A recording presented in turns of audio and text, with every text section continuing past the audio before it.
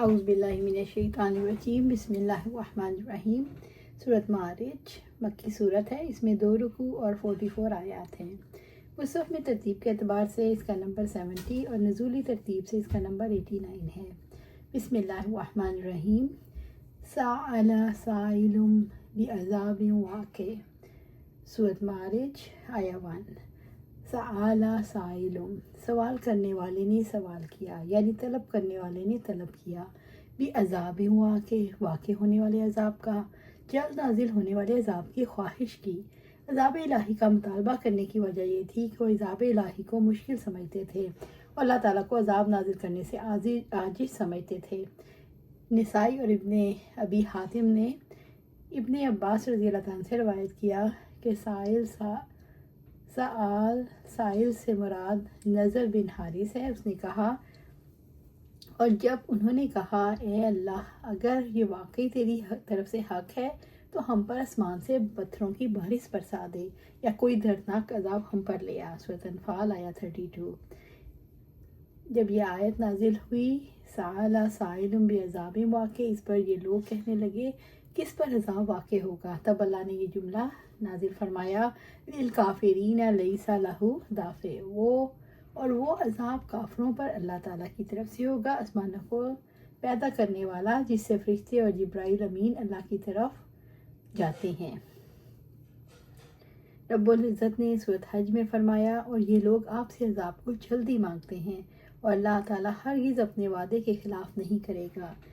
سورۃ حج آیا 47۔ کوئی عذاب نازل ہونے سے پہلے رک سکتا ہے یا نازل ہونے کے بعد اس کو الٹا سکتا ہے۔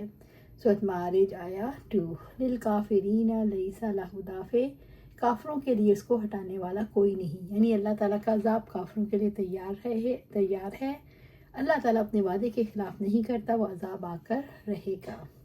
سورۃ عنکبوت میں اللہ سبحانہ تعالیٰ فرماتے ہیں، اور وہ آپ سے جلد عذاب مانگتے ہیں، اور اگر یہ مدت مقررہ نہ ہوتی تو ان پر عذاب ضرور آ جاتا، اور یقیناً وہ ان پر اچانک آئے گا، حالانکہ وہ شعور بھی نہیں رکھتے ہوں گے۔ وہ آپ سے جلد عذاب مانگتے ہیں، اور یقیناً جہنم کافروں کو گھیرنے والی ہے، جس سے عذاب انہیں ان کے اوپر سے ڈھانک لے گا، ان کے قدموں کے نیچے سے بھی، اور اللہ تعالیٰ فرمائے گا چکھو اس کا مزہ جو کچھ تم کیا کرتے تھے۔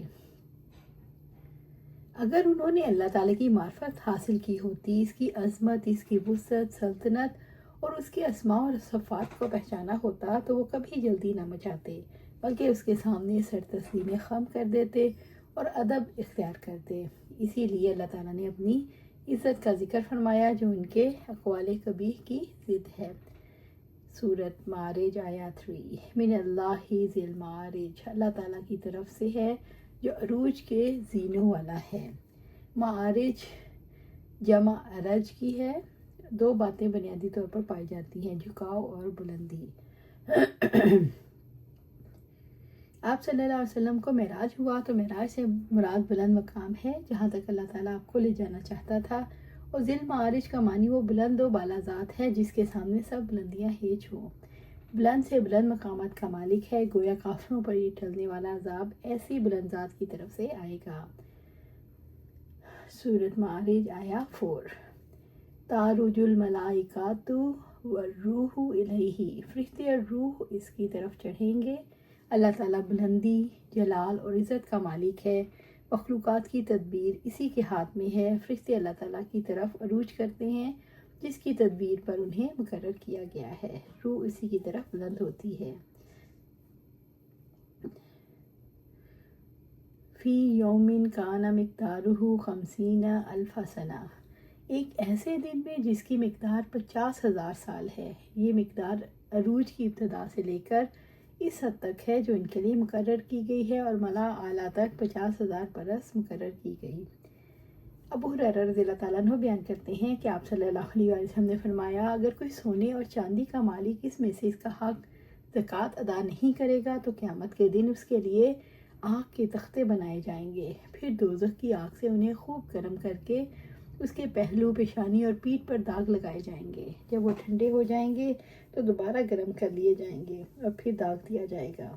اس روز جس کی مقدار 50,000 کے برابر ہوگی، مسلسل یہ کام ہوتا رہے گا۔ الاخر جب بندوں کو کا فیصلہ ہو جائے گا تو اسے یا تو جنت کا راستہ بتا دیا جائے گا یا دوزخ کا۔ استغفر اللہ، اللہم اجرنا من النار۔ سورۃ معارج آیا 5۔ فاصبر صبرا جمیلا، چنانچہ آپ صبر کریں، بہت اچھا صبر۔ اللہ رب العزت نے نبی صلی اللہ علیہ وسلم کو مخاطب کر کے فرمایا، اے نبی صلی اللہ علیہ وسلم، آپ نے اپنی قوم کو دعوت دی اور جھٹلا کر آپ صلی اللہ علیہ وسلم کا دل دکھا رہی ہے اور قیامت اور عذاب کے لیے جلدی مچا رہی ہے، کیونکہ انہیں یقین نہیں وہ آنے والا ہے۔ رب العزت نے فرمایا، اسے وہی لوگ جلدی مانگتے ہیں جو اس پر ایمان نہیں رکھتے، اور جو لوگ ایمان لائے وہ اسے ڈرنے والے ہیں اور وہ جانتے ہیں یقیناً وہ حق ہے۔ سن لو، یقیناً جو لوگ قیامت کے بارے میں آپس میں جھگڑتے ہیں یقیناً وہ دور کی گمراہی میں ہیں۔ آپ صلی اللہ علیہ وسلم اس پر صبر جمیل سے کام لیں اور دل پر ملال نہ آنے دیں، اپنے رب کے حکم پر قائم رہیں۔ ان کا رویہ آپ صلی اللہ علیہ وسلم کو دعوت دینے سے نہ روکے، صبر کرنے میں خیر کثیر ہے۔ ابو ہریرہ رضی اللہ تعالیٰ عنہ سے روایت ہے کہ رسول اللہ صلی اللہ علیہ وسلم نے فرمایا، مومن کی مثال کھیتی کی طرح ہے، اسے ہمیشہ ہوا جھکاتی رہتی ہے اور مومن کو بھی مصیبتیں پہنچتی رہتی ہیں، اور منافق کی مثال صنوبر کے درخت کی طرح ہے جو حرکت نہیں کرتا یہاں تک کہ جڑ سے اکھیڑ دیا جاتا ہے۔